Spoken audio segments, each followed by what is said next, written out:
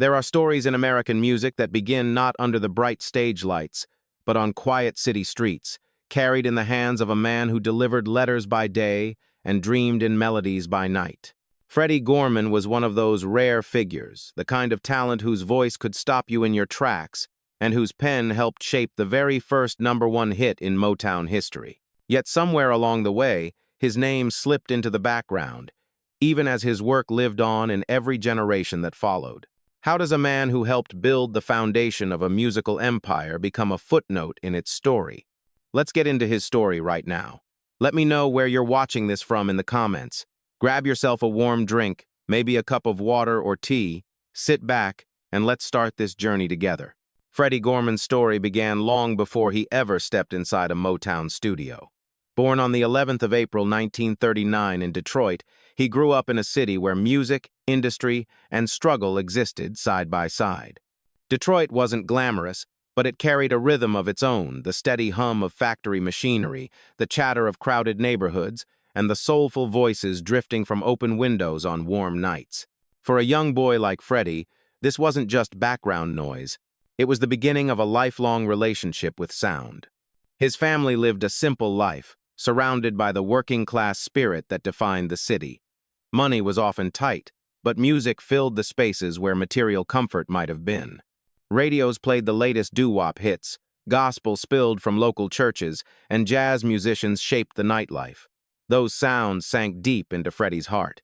He didn't talk much about becoming famous. He just knew that music helped him understand the world. By the time he reached his teenage years, Freddie had already discovered the place where he felt most at home, the street corners of Detroit. Night after night, young men gathered beneath soft streetlights to blend harmonies, chasing dreams that felt close enough to touch. Freddie carried a natural bass voice, rich, warm, and steady, the kind of voice that gave a group its foundation. Even before he understood his gift, others noticed it. He wasn't loud or showy. He was the anchor.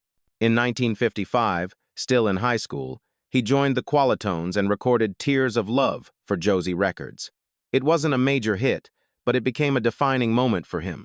Stepping into a studio, hearing his own voice played back through speakers, it confirmed something he had quietly believed, that he belonged in music. That first record wasn't just a song, it was a doorway. After the Qualitones faded, Freddie teamed up with two friends, Sonny Sanders and Brian Holland. Together they formed the Fatal Tones, later known as the Father Tones. They rehearsed constantly, shaping harmonies that reflected both their ambition and the changing sound of Detroit. In 1959, they recorded Pretty Girl for Aladdin Records. Again, success didn't arrive, but the experience strengthened Freddie's commitment. Each small step kept pulling him deeper into the world he hoped to be part of. Still, reality had its own timeline. When the group dissolved, Freddie did what many young dreamers eventually have to do. He found a steady job. He became a mail carrier, walking long routes across Detroit while carrying a quiet ache for the music he loved. Yet even this chapter held its own kind of poetry. As he delivered letters from door to door, he continued humming melodies to himself, shaping lines and rhythms in his mind. Music never left him. It simply moved beside him, waiting. Then came the moment that would change everything. One day on his route, Freddie encountered Berry Gordy, a man just beginning to build what would become one of the most influential music empires in American history. Gordy was young, ambitious, and searching for talent. Freddie was humble, soft-spoken, but unmistakably gifted. Their meeting wasn't dramatic, no spotlight, no applause, just a brief crossing of paths that quietly set the future in motion. Through Brian Holland, who soon joined Gordy's team, Freddie found himself helping with lyric ideas and musical concepts. He wasn't officially hired, and he wasn't credited as he should have been, but he was present. He was contributing. He was becoming part of something that would later shape an entire generation. The early Motown years were chaotic, full of risk, but for Freddie, they also felt like a long-awaited second chance. Even during this time, he carried the same humility he had learned as a boy in Detroit. He didn't grow up imagining fame. He grew up listening, absorbing the sounds of a city that taught him resilience. The dreams he formed on neighborhood street corners helped him navigate every disappointment, every group breakup, every missed opportunity. Music didn't just guide his life, it steadied him. By the early 1960s, Freddie had lived enough to understand that success is rarely straight or fair. But he also knew that the spark inside him, the one lit by the voices he heard as a child, hadn't gone out. It was leading him toward a future he couldn't yet see. And soon, that spark would help shape one of the most important moments in Motown history. Before Freddie Gorman became known as the man behind Motown's first #1 hit, he was simply a young dreamer walking Detroit's streets with a voice, a vision, and a quiet determination that refused to fade. Freddie Gorman's rise in the music world didn't happen in a dramatic flash of fame. It unfolded slowly, quietly, shaped by small opportunities that would later prove far more significant than he ever imagined. When Brian Holland joined Berry Gordy's young songwriting team, Freddie found himself pulled into the creative atmosphere surrounding the earliest days of Motown. At first, he wasn't a formal part of the company. He wasn't on salary, and he wasn't listed as staff. But he was there in the halls, in the small makeshift studios, offering lyric ideas, helping shape melodies, doing whatever he could to contribute to a new sound that was beginning to take form. Back then, Motown wasn't yet the empire the world knows today. It was more like a determined experiment built inside a converted house on West Grand Boulevard. Gordy was assembling young talent from every corner of Detroit, writers, singers, musicians who believed something big was coming even before the rest of the country did. And Freddie, with his natural ear for harmony and his honest, everyday perspective, fit right into that environment. He didn't chase attention, he chased the work itself. His role became even more important when Georgia Dobbins of the Marvelettes brought an unfinished idea to Brian Holland, a title, a concept, and the beginnings of a melody for a song that needed a story. Holland knew exactly who could help bring that idea to life. He went straight to Freddie, the man who knew the world of mail routes, long days, and the quiet thoughts of a person who spends his life delivering letters that never belonged to him. Freddie stepped into the song effortlessly. He didn't need to imagine the world of, "Please, Mr. Postman." He lived it.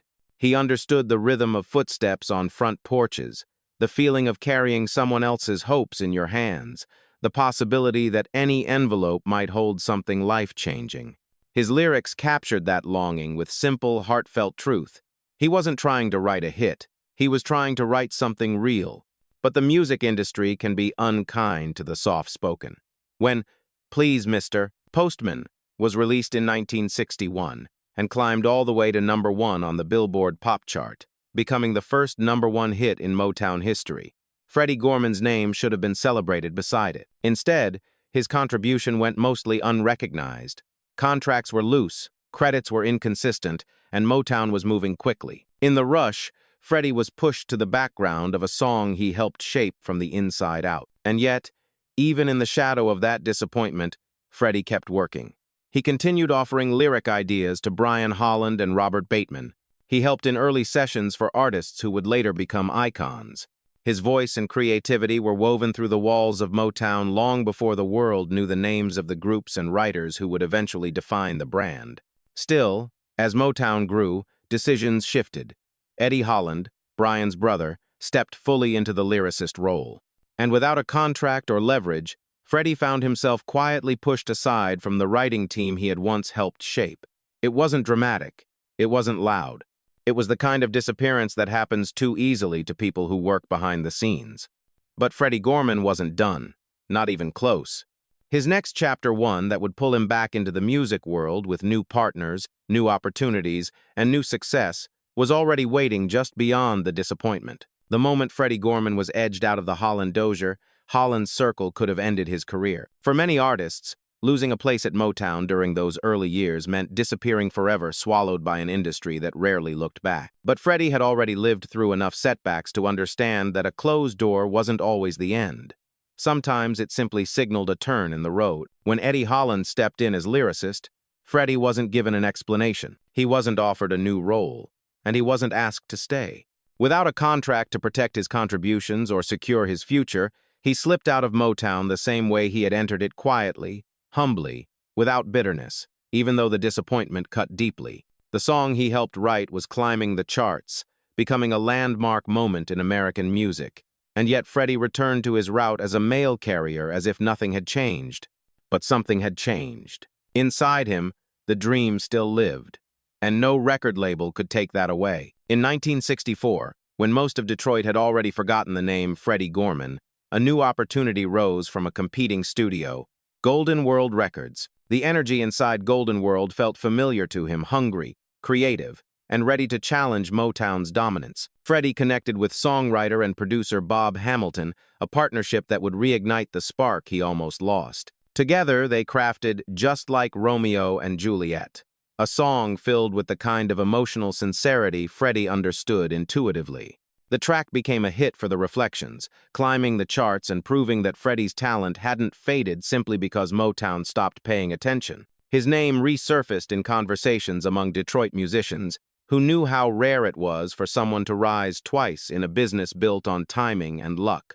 That same year, Freddie released 2 solo singles under Golden World's sister label, Rick Tick, In a Bad Way, and Take Me Back. These songs didn't become national hits, but they carried an honesty that made them memorable for listeners who valued soul music for its emotional truth. Freddie wasn't chasing trends. He was speaking from lived experience, heartbreak, regret, small hopes, the quiet resilience of a man who refused to give up his voice. And then, another twist. Berry Gordy acquired Golden World's assets. Just like that, Freddie found himself back at Motown, though the company had grown into a far more polished and competitive machine. This time, he didn't return as a writer fighting for a place at the table. He returned as a vocalist, a role that allowed him to step into the spotlight with a different kind of power.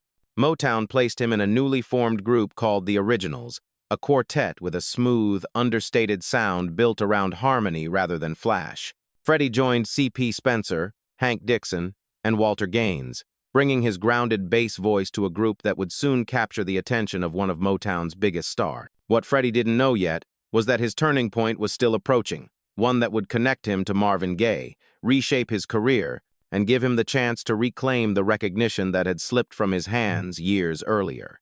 The comeback he deserved was no longer a distant possibility. It was standing just around the corner.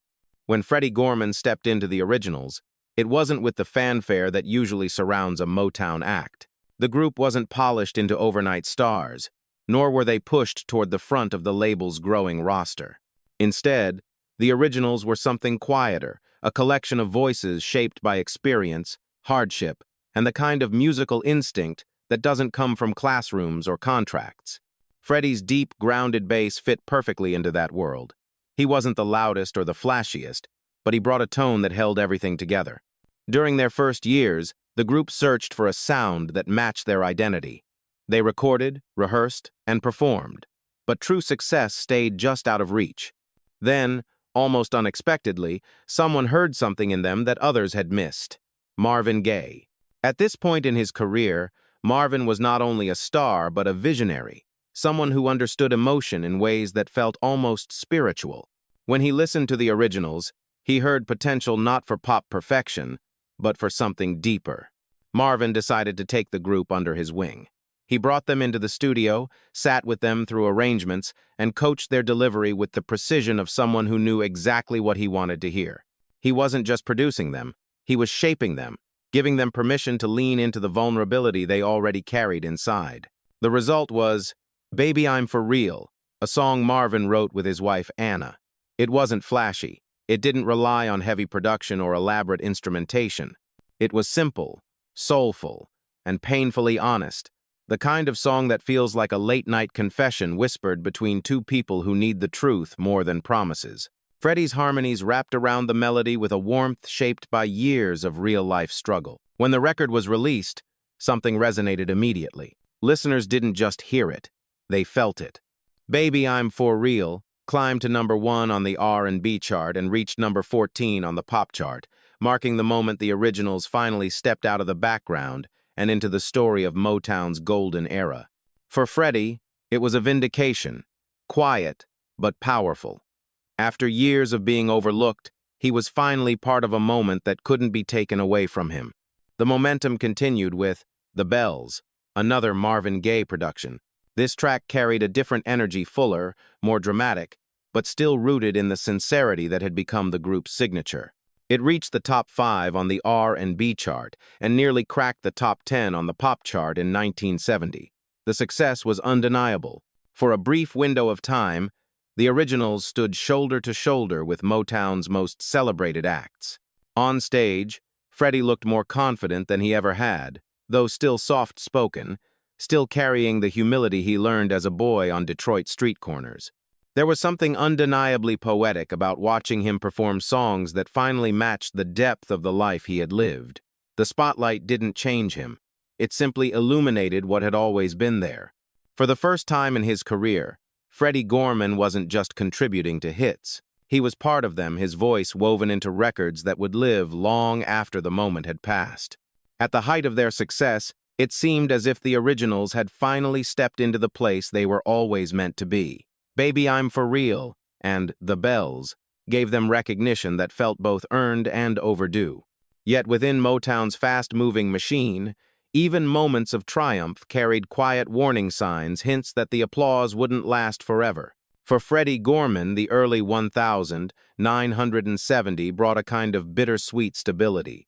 He was finally part of a successful group, recording songs that touched people deeply. But behind the scenes, the structure of Motown was shifting. New stars were emerging. New styles were dominating the charts. And the label's attention was increasingly directed toward artists who fit the company's evolving direction. The originals, with their slower, emotion-first sound, didn't fit neatly into that new vision. And even as their songs climbed the charts, Freddie understood something that many artists learned too late. Success at Motown didn't guarantee security. Decisions about promotion, touring, and future projects were rarely in the hands of the artists themselves. Freddie had lived through this before the sudden shift, the quiet sidelining, the feeling that the ground could move at any moment. The difference now was that he had more to lose.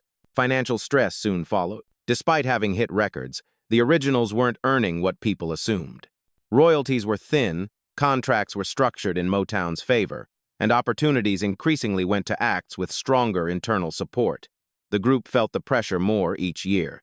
They performed wherever they could, but the industry around them was changing quickly, and the sound that made them special was no longer the sound radio stations were asking for. There were emotional strains too, the kind that build slowly over time. Long nights on the road, uncertainty about the future, and the constant comparison to more heavily promoted Motown groups took a toll. Freddie, who had always been steady and soft-spoken, carried the weight quietly, but it was there. The glow of success started to dim, replaced by a familiar fear that history might repeat itself, and he might once again become invisible inside a world he helped build. Yet amid the decline, there was one final spark, Down to Lovetown, the disco track that briefly lifted the originals back onto the charts in 1976. It hit #1 on the disco chart and gave Freddie and the group a new audience, but even that victory came with an undertone of impermanence. Disco was rising fast, and Motown was investing heavily in sounds that leaned more toward dance and production-heavy arrangements. The originals were never built for that world. Their strength had always been sincerity, harmony, and quiet emotional truth qualities that didn't shine as brightly on a dance floor filled with glitter and strobes. By the end of the decade, the warning signs were unmistakable. Motown was preparing for its eventual move to Los Angeles. New trends were reshaping the industry. And Freddie Gorman, once again, found himself standing in a moment where success and uncertainty existed side by side, each one casting a shadow on the other. He had reached the peak, and already the descent was beginning. Success has a way of convincing the world that an artist is secure, but behind the scenes, Freddie Gorman's life was entering its most fragile chapter. After the brief resurgence brought on by Down to Lovetown, the momentum faded quickly. Disco was evolving daily, and the originals built on harmony, warmth, and emotional storytelling couldn't compete with the new, polished, high-energy sound dominating the dance floors. The industry was shifting, and Freddie felt it more sharply than most. Motown itself was changing. The label that once grew from the heartbeat of Detroit was now expanding westward, and the priorities that once defined its soul were being replaced by commercial strategies, new markets, and a different artistic identity. For groups like the originals, who depended on Motown's support to stay visible, the silence that followed was more than disappointing. It was devastating. Opportunities slowed.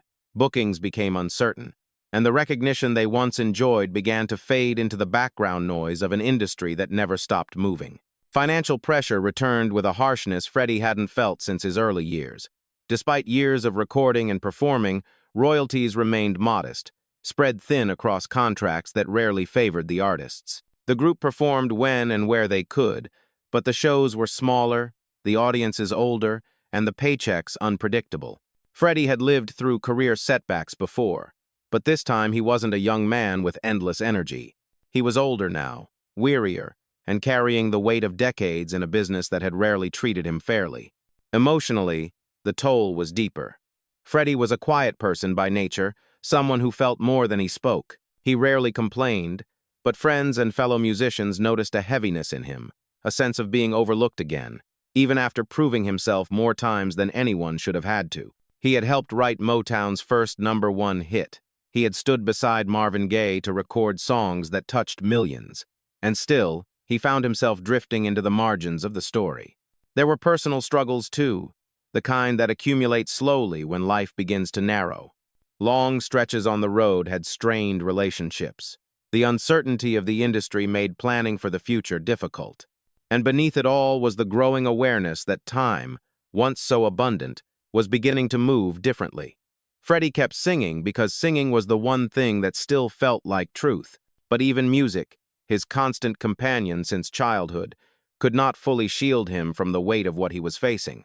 These were the years when the applause grew faint, when the spotlight shifted elsewhere, and when the silence that followed felt louder than any standing ovation he had ever received. Freddie Gorman wasn't failing. He was fading quietly, painfully in a world that often forgets the very people who helped build it. As the years continued to pass, the consequences of Freddie Gorman's long struggle became more visible. The industry had moved on, the spotlight had shifted, and the promises that once seemed within reach now felt impossibly distant. The originals continued to perform, holding on to what remained of their legacy, but the stages grew smaller and the audiences more nostalgic than hopeful. Freddie still sang with the same sincerity, yet he understood something he had spent much of his life avoiding, that he was now living in the shadow of what once was. For Freddie, the greatest pain wasn't just the fading career. It was the realization that history had largely forgotten him. His name wasn't mentioned among Motown's celebrated architects. His contributions to Please, Mr. Postman remained buried beneath decades of incomplete credits. And even within Motown, where he had given so much of himself, there was little recognition of the role he played during the label's most formative years. The weight of that kind of erasure sits differently on a person. Freddie wasn't someone who demanded attention. He wasn't someone who needed applause to feel whole. But he did want acknowledgement not for himself alone, but for the truth of what he helped create. And when the truth goes unrecognized long enough, it begins to take an emotional toll that no performance or late-night rehearsal can fix. Financial hardships followed him into the later stages of his life. Without strong royalty streams or a stable industry presence, Freddie had to navigate the complicated balance of surviving as an aging performer. The music business offers little support for its veterans, especially those who worked behind the scenes. And Freddie, who had spent decades giving his voice, his pen, and his spirit to a world that rarely looked back, found himself in the difficult position so many artists face trying to hold on with limited means. Then came the decline in his health. The quiet strength that had carried him through disappointments, setbacks, and brief revivals began to weaken. In time, he was diagnosed with lung cancer, a battle that would slowly consume the energy he once poured into every note he sang. Friends and fellow musicians remembered him as gentle, humble, and deeply soulful even in sickness. There was dignity in the way he carried himself, as if he had long accepted that life, like music, sometimes ends mid-phrase. On the 13th of June, 2006, Freddie Gorman passed away at the age of 67. His departure came without major headlines or televised tributes. There were no industry ceremonies, no Motown retrospectives centered on his story. His death, like so much of his career, was quiet. But for those who knew his journey, the silence that followed carried a profound sadness, the kind reserved for artists who gave the world more than the world ever gave back. In the end, the consequences of Freddie Gorman's struggle weren't simply about what he lost. They were about what was never fully acknowledged. He lived his life as a man who helped build a musical empire, yet left the world without the recognition he deserved. But his story wasn't over. Not yet. Legacy is a complicated thing, especially in American music. Some artists are celebrated loudly, their names carved into history from the moment they first step on stage. Others, like Freddie Gorman, leave behind something quieter, a legacy built not on spectacle but on truth, emotion, and the courage to keep creating even when recognition never comes. And yet, sometimes it's the quiet legacies that end up echoing the longest. Freddie's story begins with the most undeniable part of his impact. He helped shape Motown before Motown became a phenomenon. Please, Mr. Postman wasn't just a hit. It was the foundation of a new sound, a sound that would soon define Detroit, reshape American pop and soul music, and inspire musicians across the world. Long before Motown became synonymous with success, Freddie made a mark that history could never erase, even if the industry tried to overlook it. The significance of contributing to Motown's first #1 hit cannot be understated. That moment opened doors for the label, for the artists who came after, and for the vision Berry Gordy was building. Without early breakthroughs like Please, Mr. Postman, Motown might not have had the momentum it needed to launch its future icons. Freddie's words, shaped from the perspective of a mail carrier walking Detroit's streets, helped spark an entire musical movement. But Freddie's legacy didn't stop with songwriting. His role in the originals added another layer to his contribution. Songs like Baby I'm For Real and The Bells remain beloved, pieces of soul music records that people return to when they need something honest, vulnerable, and deeply human.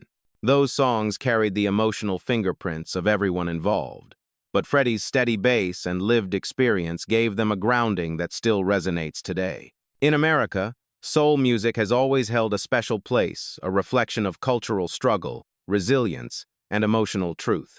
Freddie Gorman embodied all of that. He wasn't just a performer, he was a storyteller, someone who understood that music could hold both joy and pain in the same breath. His voice, even when it wasn't the lead, added weight to the harmonies, giving each song an emotional foundation that listeners might not consciously notice, but always feel. Freddie's influence also reached beyond his own recordings. Artists, producers, and historians who later explored Motown's early years often found themselves drawn back to his story not because it was loud or glamorous, but because it represented something foundational. He was one of the people who proved that Motown was built by everyday men and women with extraordinary talent. People who worked day jobs, chased dreams in small studios, and gave everything they had without ever knowing if the world would give anything back. And that, in many ways, is the essence of Freddie Gorman's legacy. He represents every artist who shaped American culture from the shadows, every songwriter whose name didn't make it onto the credits, every vocalist who stood in the background but shaped the sound just the same. The music industry may not have honored him as it should have, but his influence didn't disappear. It lived on in songs that still play on radio stations, in harmonies that younger groups continue to imitate, and in the quiet realization that some of Motown's most important building blocks came from people the world barely knew. Freddie Gorman may not have been celebrated loudly, but the legacy he left behind, it was never small. In the years following Freddie Gorman's passing, something unexpected began to happen. As time moved forward and the music industry continued to evolve, people started looking back not just at the stars who dominated the charts, but at the voices behind the scenes. Researchers, collectors, and lifelong Motown fans began revisiting the early recordings, searching for the individuals who shaped the label's earliest successes. And each time they looked closely, Freddie's name resurfaced like a soft but persistent echo.